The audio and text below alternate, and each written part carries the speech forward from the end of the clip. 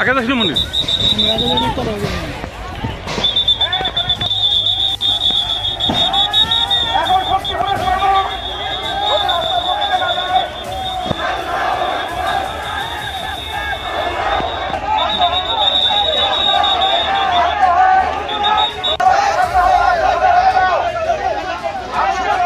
এই 12টার দিকে সংবাদ পাই যে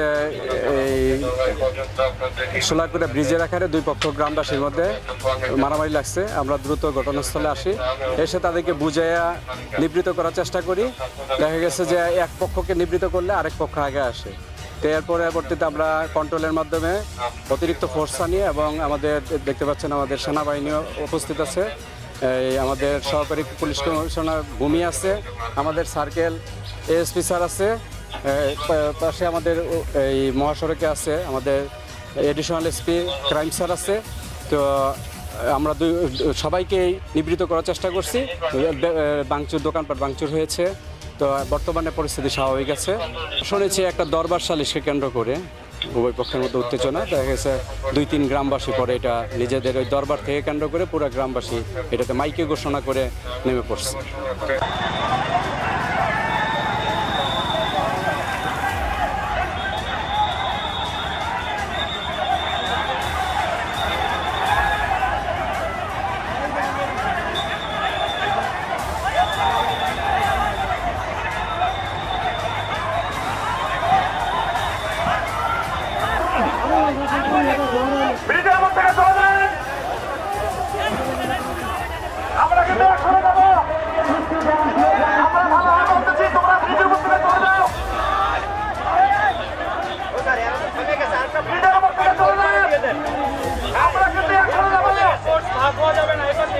আপনার এই সাইডে তো এদিকে ছিল, ওই সাইডে ওদিকে ধরে নামাতে লেগে যাবে।